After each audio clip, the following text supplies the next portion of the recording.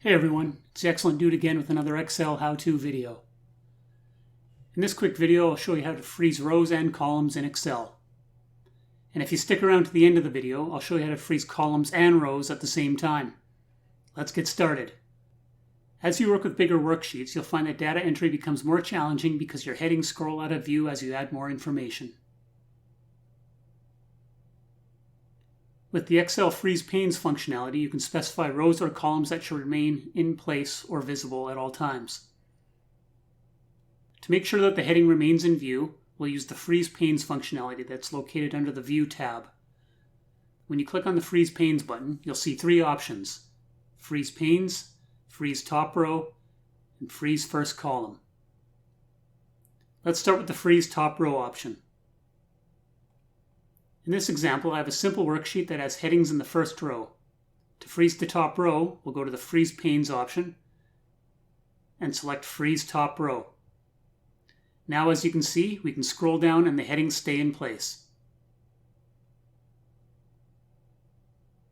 If you want to undo the Freeze Top Row, you can go back to the Freeze Panes option and choose Unfreeze Panes. Now the headings are no longer frozen at the top of the worksheet. Next, we'll try the Freeze First Column option.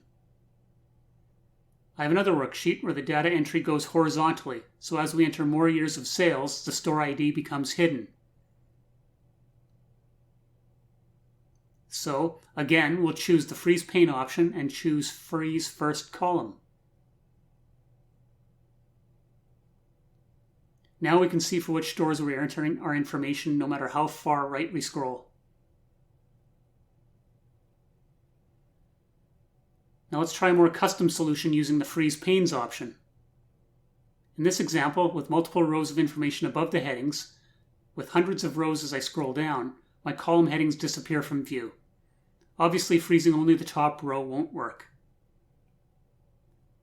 To freeze multiple rows, we will highlight the first row of information below the headings. In this case, it would be row 5.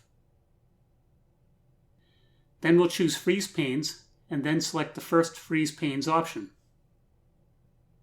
As you can see, all of the rows that I wanted frozen remain in place as I scroll downward. Finally, let's freeze some rows and columns at the same time. I'll use the example from the Freeze First Column demonstration. First, I'll undo the previous Freeze Panes, and now we'll select cell C2. This is the first point of data where the rows above and the columns to the left are to be frozen. We then click Freeze Panes and choose the first option, Freeze Panes. Now we can scroll both down and sideways and our headings and columns will remain in place.